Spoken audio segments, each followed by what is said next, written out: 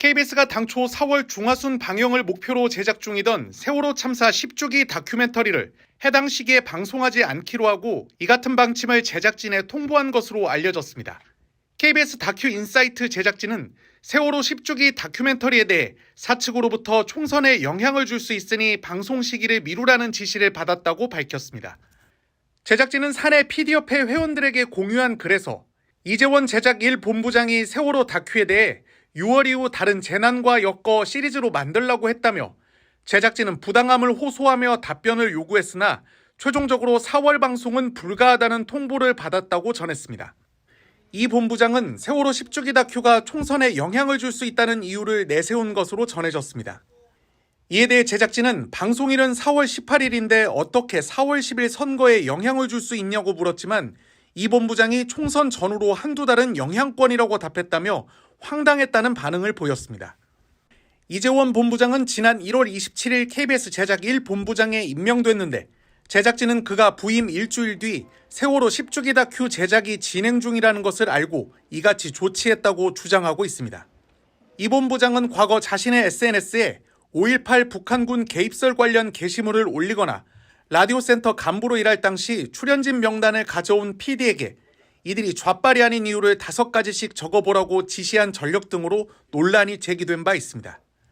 제작진은 현재 세월호 다큐는 촬영 40%, 섭외, 세팅을 포함하면 80% 정도 진행된 상태라며 이 소식을 2달여 동안 함께 시간을 보냈던 세월호 생존자 등 많은 분들에게 설명해야 한다고 토로했습니다. 이와 관련해 KBS는 4월 총선 시기에 민감한 아이템이 방송되는 것은 선거에 영향을 미칠 수 있다고 판단했다며 총선 공정성 확보 차원에서 방송 연기를 결정한 것이라는 입장인 것으로 전해졌습니다. KBS가 대통령 특별대담을 방송한 뒤 동시간대 최고 시청률을 기록했다며 보도자료를 통해 자화자찬한 데 이어 설 당일 아침인 그제 오전 재방송까지 내보낸 가운데 KBS 시청자 청원 게시판에 신년 대담 방송과 관련된 비판 청원이 이어지고 있습니다. 오늘 KBS 시청자 청원 게시판에는 누구의 방송인가, 소유자와 주권자를 밝혀라, 윤석열 부하 박민, 앵커가 지도하는 박장범 앵커 모두 사퇴하라와 같은 현 KBS 사장과 특별대담 방송 진행자였던 박 앵커의 사퇴를 촉구하는 청원이 연이어 올라왔습니다. 특히 대담 방송 직후인 8일 올라온 박장범 앵커 하차시켜라라는 제목의 청원에는 오늘 오후 4시 기준으로 600명 넘게 동의했습니다. 이 청원은 명품백을 작은 파우치로 표현하는 등 공영방송의 앵커 직분을 망각하고 앵커인지 비서인지 알 수 없는 대담을 한 진행자는 공영방송의 앵커 자격이 없다며 하차를 촉구한다고 적었습니다. 이어 시청료로 월급 받는 건지 대통령에게 월급 받는 건지 알 수 없는 태도는 문제가 심각하다고 덧붙였습니다. 통상 청원 동의가 1000명 이상일 경우 KBS는 해당 청원에 대한 답을 내놨습니다. 야당에서도 신년 대담과 재방송을 두고 비판이 이어졌습니다. 설날 당일 아침 KBS는 대통령 홍보 방송을 재방송했습니다. 사과도 진실함도 없는 홍보쇼를 국민은 또다시 강요당한 것입니다. 이 방송에는 국민의 목소리와 질문이 지워져 있습니다. 왜 국민이 요구하는 김건희 특검을 맡고 있는지, 왜 이태원 참사 특별법과 해병대원 순직 사건의 진실을 가로막고 있는지, 왜 윤석열, 한동훈이 정점으로 의심받고 있는 고발사주 사건에 대해서는 언급조차 없는지 국민들은 묻고 있습니다. 권력이 두려워야 할 것은 민심입니다. 반면 KBS 사측은 방송 이튿날 보도자료를 내고 윤석열 대통령의 KBS 특별대담이 시청률 8.7%를 기록하며 전 국민적인 높은 관심을 보여줬다고 밝혔습니다. 이어 전 채널 동시간대 1위를 차지했다며 청와대에서 용산으로 이전한 이래 대통령실이 방송을 통해 처음 공개됐다는 점에서도 의미가 크다고 자평했습니다.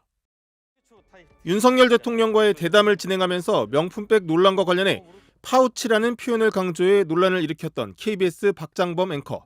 최근에 많은 논란이 되고 있는 이른바 파우치. 네네. 외국 회사 조만한 백이죠. KBS 9시 뉴스 진행자인 박 앵커는 어제 뉴스에서 해당 논란에 대해 이렇게 반박했습니다. 어제 대담 이후에 난데없이 백이냐 파우치냐 이런 논란이 시작됐습니다. 이 더불어민주당의 고민정 의원은 명품백을 왜 명품백이라고 안 부르냐는 말을 했습니다. 자, 백과 파우치 모두 영어인데요. 뉴욕타임스 같은 외신들 어떤 표현을 쓸까요? 모두 파우치라고 표기합니다. 정말 그럴까? KBS가 배경화면으로 띄워 보여준 것처럼 뉴욕타임스는 디올 파우치라는 표현을 제목 등에 썼습니다. 하지만 기사 본문을 보면 최재형 목사가 김건희 여사에게 디올백 사진을 보내며 만남을 요청했다고 쓴 대목도 있습니다. 워싱턴 포스트의 경우 명품백 의혹을 보도한 기사를 보면 디올 핸드백이라는 표현을 제목에 썼고 기사 첫 문장에는 $2,200짜리 호화 디올 핸드백이라고 적었습니다. 이 기사에선 계속 핸드백 또는 백 같은 표현이 쓰이고 파우치라는 단어는 아예 나오지 않습니다. 로이터나 타임지 등 다른 유력 외신들에서도 디올백이라는 표현을 쓴 것이 확인됩니다. 일각에선 해당 제품의 크기와 가격 등을 봤을 때 파우치라는 표현이 더 정확하다는 주장도 있지만 명품 파우치라고만 했어도 될 걸 외국 회사의 조만한 백이라고 부연한 건 의도적 축소 아니냐는 지적이 나옵니다.